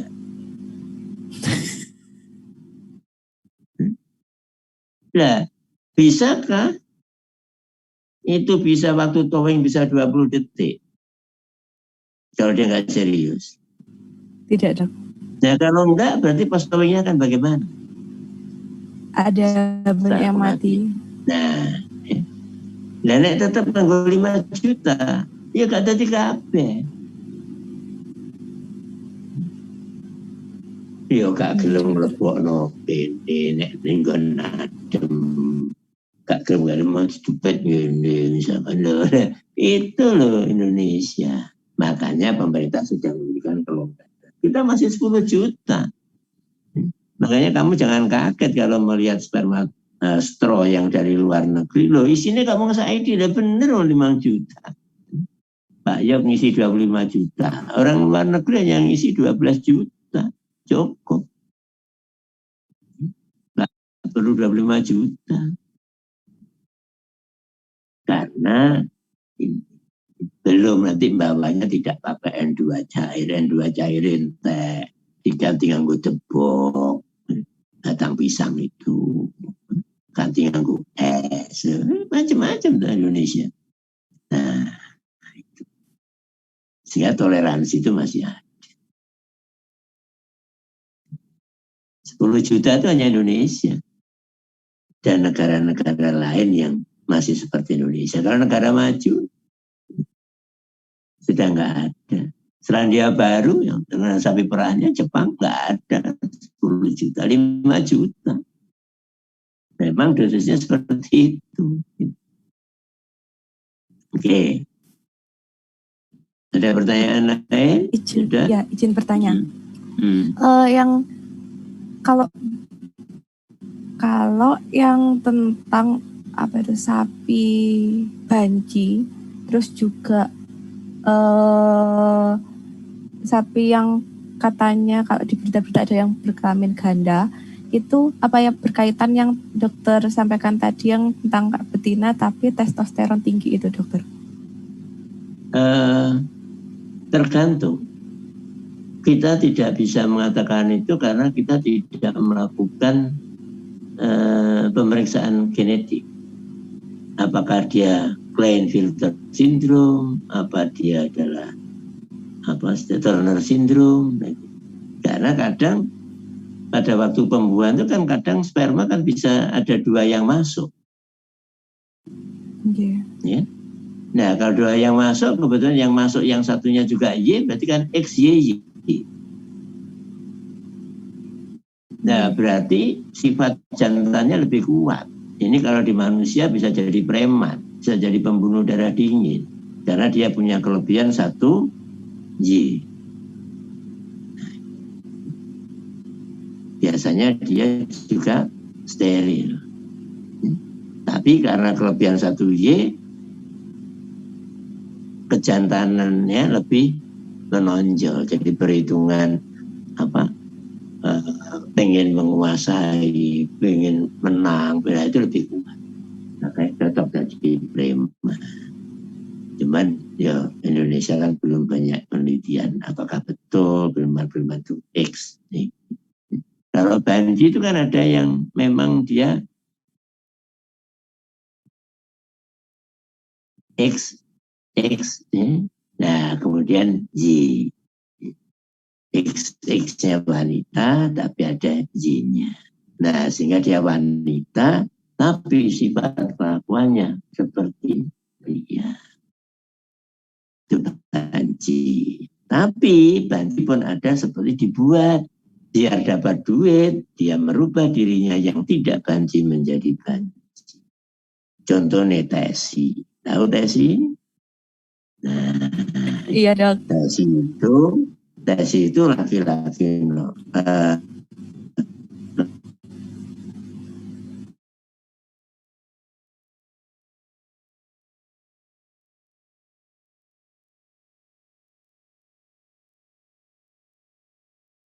seperti itu punya anak. Di mana kromosom sperma ini? Bisa. Gak normal. Karena dia XXY mestinya. Sebaliknya ada juga yang XYY tadi. Nah, itu kan sudah kamu pelajari di genetika. Masih ada Klinefelter syndrome, Turner syndrome.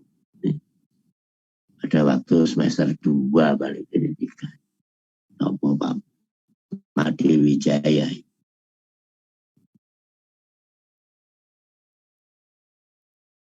Nah itu.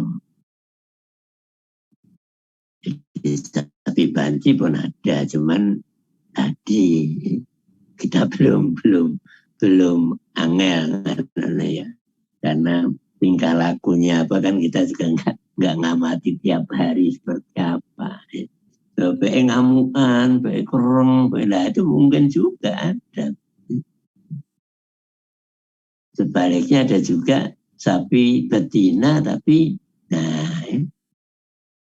seperti dan ya XXY. Mungkin pada saat pembuahan terjadi masuk lagi satu Y, atau dia membelah diri, kromosomnya yang membelah sendiri. Mestinya Y tak, dia jadi baru melebu jadi YY. Nah itu di genetika. Ya nah, gue pengen terus ya pelajaran yang seluruh seluruh bagian itu Leono ahli genetika. Nah, saya nggak ahli, saya hanya tahu saja untuk dasar-dasarnya. Oke, Ya dokter, terima kasih. Nah itu saya pesan saya, hati-hati di lapangan itu kadang beda dengan teori. Walaupun dasarnya sama. Dasarnya yang seperti tadi misalnya ada apa? Sapi gemuk tapi kok punya anak. Loh ini buktinya punya anak. Loh iya, itu pas ya. Aku jelasnya ya itu pas. Pas itu muncul, itu pas soalnya kalau tapi pas Rono gak, makanya Mbak Ibe mungkin tahun ini jadi. Berikutnya gak jadi lah. Nanti jadi lagi.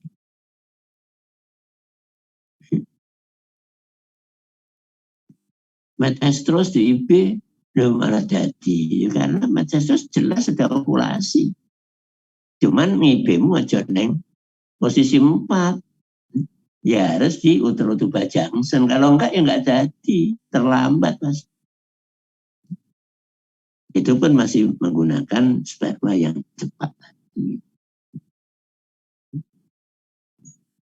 Nah itu yang bisa saya berikan ke kamu untuk bisa lebih hati-hati dalam kamu menghadapi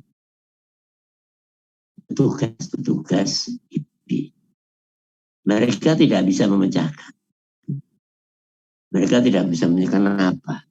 Tapi mereka pengalaman. Nah inilah hasilnya. Nah itu. Jadi hati-hati dengan seperti itu. Kalau ada seperti itu, mesti inilah hasilnya dok. Oke, saya tak pikir saya ngono. Ya apa itu? Ngono nek gak iso langsung. Ya. Ajak langsung kok gak mungkin, wis gak iso. Nah ini buktinya piye? Ini bukti yang lahir. Kamu ngotot gak iso. Akhirnya dokter itu gak. Oh, dokter itu nyatane lahir. Ngomongnya gak iso. Ini loh nyatanya ada. Nah, coba dicari dulu. Dulu orang yang gak percaya. Loh, gak kapasitasi. Bisa. Nah, tapi begitu saya diajak diskusi dengan mereka, ya saya sudah berpikir, iya. Oh iya, ya mungkin tak kebuna kalau macam-macam seperti ini. Kemudian kalau tempatnya ya, dia nggak ngomong dulu. Waktu diskusi dia nggak ngomong. Kalau ditempatkan di Uterotuba Junction. Saya hanya bisa komentar, ya jadi Pak. Cuman mbak rubah ya. Sampai rubah tempat penumpahannya. Mesti mbak rubah maju. Buat totok nih ya. Dokter kok tahu? Ya ngerti orang dokter. Ini bilangnya gitu aja. Nah, aku dokter. Anatomi fisiologi ngerti. Gak mungkin ada Mbak Jono. Mbak Jono mesti gak jadi. Nah, Mbak Jono jadi. Nah, berarti dia mau pinter dokter ini kan masih ngono. Oke. Paham ya? Itu hanya pesan saya itu. Silakan semangat belajar terus. Maju. Nah, itulah teori dan lapangan. Jadi, ya memang kadang-kadang orang yang tidak mengenal lapangan ya teori ini gak iso. Nah, tapi nek yang lapangan baru loh kok iso. Kebu kalau sapi kok iso jadi. Ada di Blitar, ditunjukkan.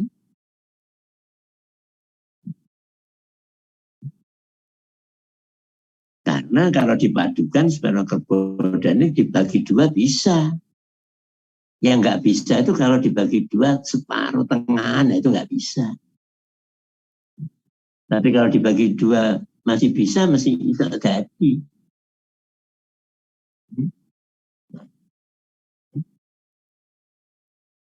Jerapah sama kuda kan jadi. Nggak jerapah apa zebra sama kuda. Walaupun kromosomnya beda. Jadi tidak semua yang kromosom beda itu mesti nggak bisa gabung, enggak. Tergantung. Kalau dijomit masih genep, masih bisa dibagi dua sama ya, insya Allah sih bisa jadi. Hati-hati. Yo kebu buffalo, bos buffalo, sitoke bos, sitoke buffalo. Beda kromosom, ya memang beda. Tapi jumlahnya itu loh, ini digabung di para lurus ya. Utuh, bukan tengah. Bukan jadi misalkan 35 di para lurus, jadi 16, 35, 17 setengah, itu gak mau, 17 setengah masih gak jadi. Tapi kalau jumlahnya 36 kan, 18 masih bisa. Nah itu kerbau dengan sapi ada. Jadi ditunjukkan sama inseminatornya, ini induknya itu. Jelas induknya ada.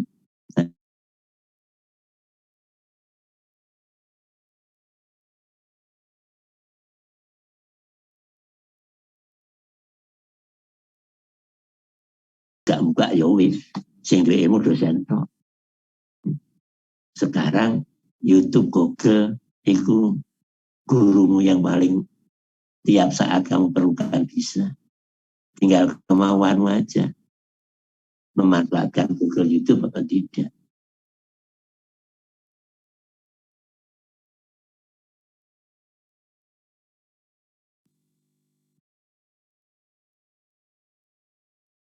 Nah itu pesan saya. Masih muda, Pupo masuk mendalami. Bukan mendalami, tapi menguasai semua ilmu. Tidak perlu dalam-dalam, tapi ngerti kabeh. Ini juga ngerti, itu ngerti. Nah, sih kan gampang. Oh, ini tak jelas dong ini. Oh, ini tak jelas dong. Oke, sudah? Dokter, saya ingin bertanya. Ya. Tadi kan waktu di video kan ada kayak gondo itu kenapa ya dokter? Ciri-ciri dari kemajiran apa dokter itu? Kalau saya lebih cenderung dia kena brusela kalau di sini yang betul. Brusela itu kan dari perut ini ke atas. Tapi bukan sampai kalau di sini, kalau ini stomatosis cacing hati. Ya, kalau cacing hati yang gini. Ini. Tapi kalau yang ini, itu biasanya brusela. Brusela kan bisa steril.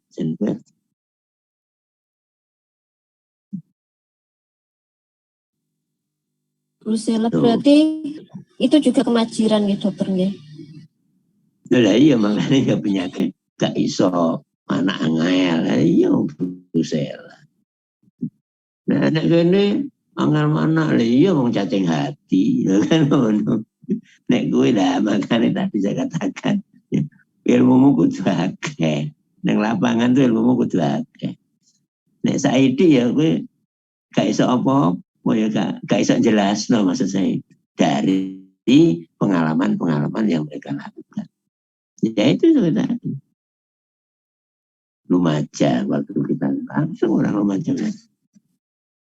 Di sini Mat Esos bisa jadi bangga karena mereka di tempat lain nggak ada yang terus jadi dia jadi. Nah, ngetes orang Cina itu, oke. Dan tak jelas ini loh iya. Kuncinya mesti kamu taruh di depan. Gak mungkin ibumu normal, mesti bagaimana. Nah ini ya dia tahu. Berarti dia maunya menyembunyikan itu. Menyembunyikan supaya orang lain gak bisa gitu. Karena kalau IB-nya tetap di posisi 4 mesti gak jadi.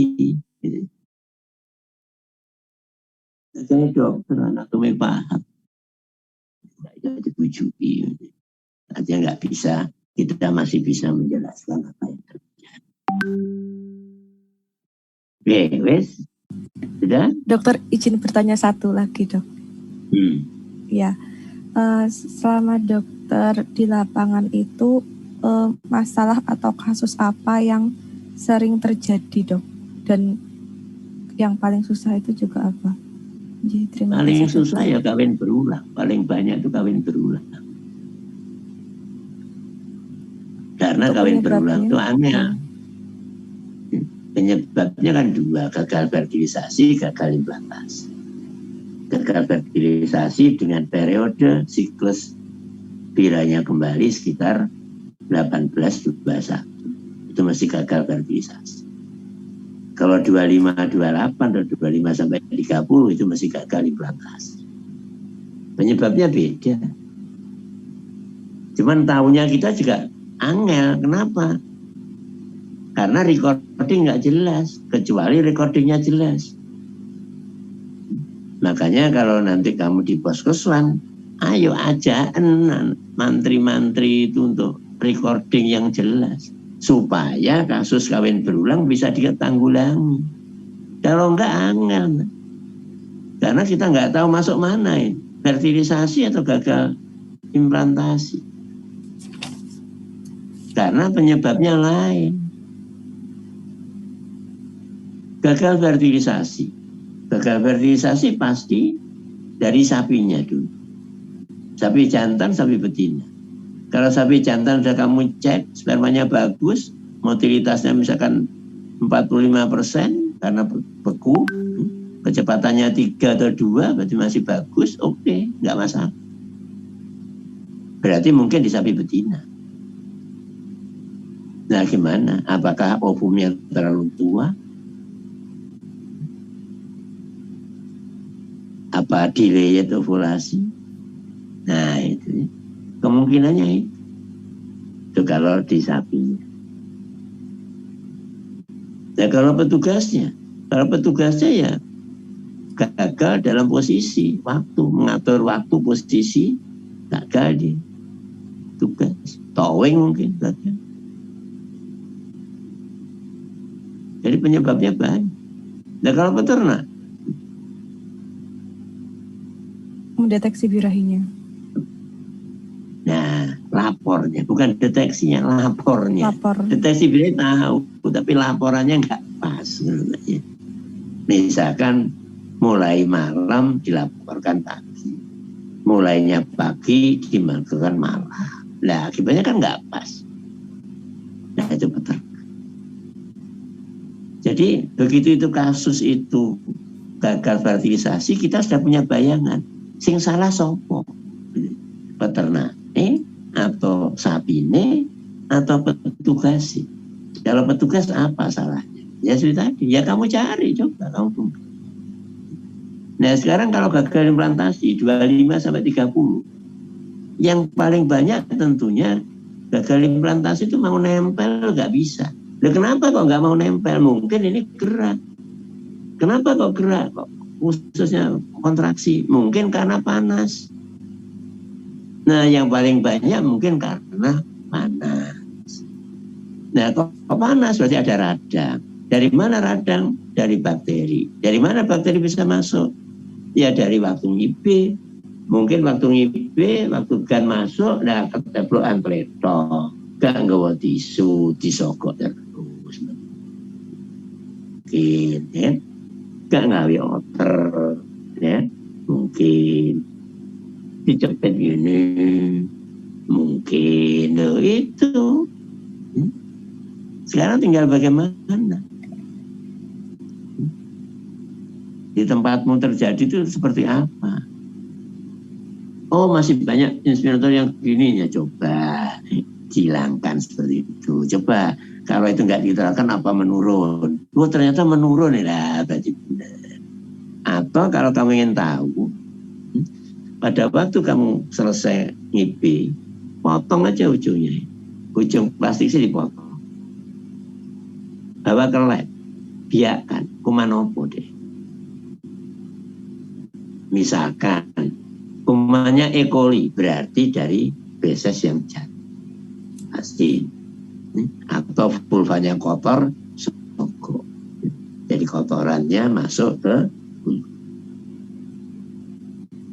tuh. Nah, kalau Streptococcus staphylococcus, berarti dari tangannya kemplok, mau ngimpi tangannya nggak cuci tangan, nggak didesinfektan, sehingga Staphylococcus yang ada di sini masuk. Ketemu jadi mana belum golein. Porin bakterium, nah berarti gane ceblok apa tetap dingguai, nah, kan udah nggak steril, maka dipakai 2 kali. Jadi sebenarnya kita tuh bisa, cuman kadang angel ya tadi, ini nonton sing ndi.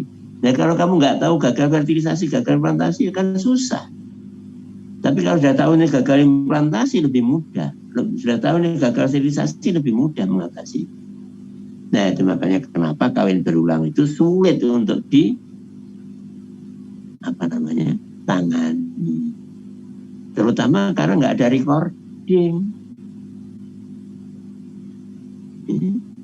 tidak ada recording, sehingga nggak jelas. Lawang jelas saya angel ya kan? Kita jelas gagal fertilisasi aja masih harus ngecek sapinya, ngecek peternak, ngecek petugasnya, ngecek lingkungan. Nah kalau gagal implantasi ngecek kuman konting, ketemu sopo, kan lebih banyak ke petugas kan. Kalau peternak mungkin salah memberi makan sehingga dia kontraksi. Diberi makan apa? Gula. Mungkin hari IP dicombor gula, kontraksi. Mungkin diberi bawa ke sawah sehingga makan semanggi. Semanggi kan estrogenik. Nah, itu angele kawin berulang di sini. Tapi insya Allah bisa kalau kita cermati betul. Yang mana kita bisa. Cuman waktunya memang gak panjang. Ya tadi. Cek kena kawin berulang tak tanganane lah. Kemarin Mbak Ibe cukup potong tek. Dia kan apa kumane. Lo Staphylococcus kemproh di senselinator air gitu kan. Tangannya gak nanti wiso gitu kan. Lu sing mlebu E. coli wae iki tletong-tletong dilebokne ae lah. Ketemu.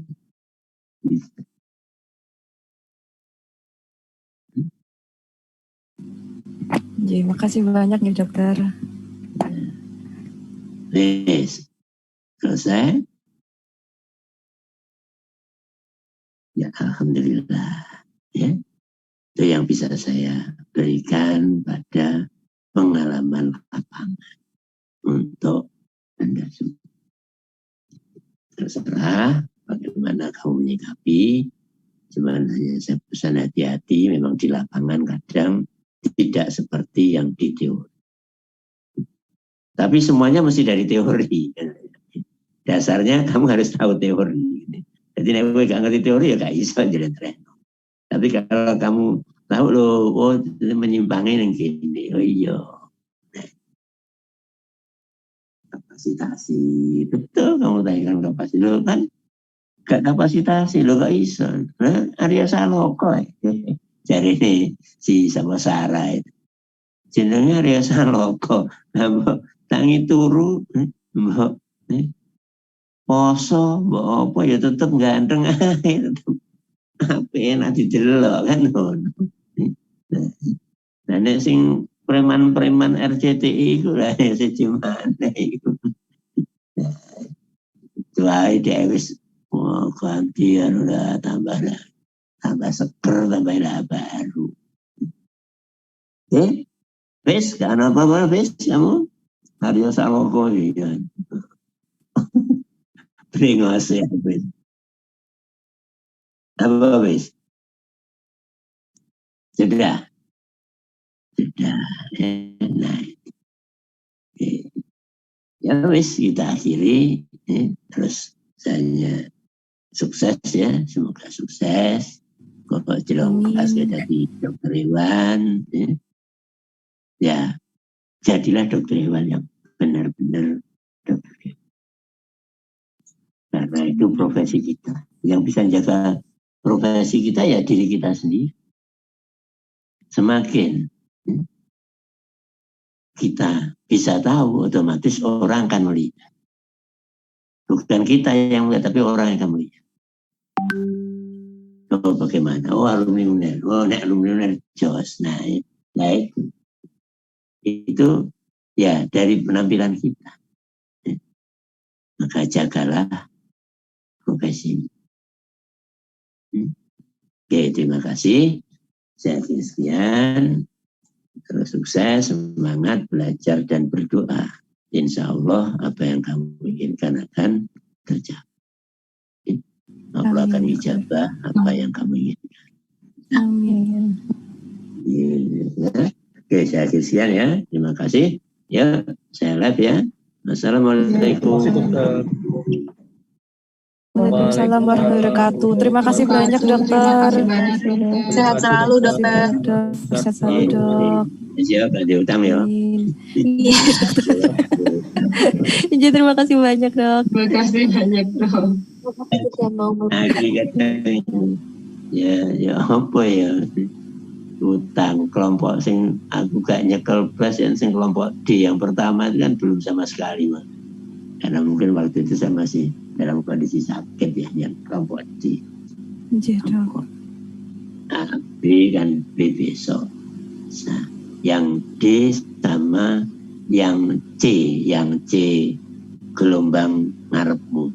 Apa? Gelombang 3, 4 tapi kelompok depan yang masuk itu juga kelompok C. aja dokter kalau sibuk. Ya wes, saya live. Terima kasih. Ya. Ya, Terima kasih banyak dokter. Sehat dokter. Sedih aku. Tadi kita belum ujian.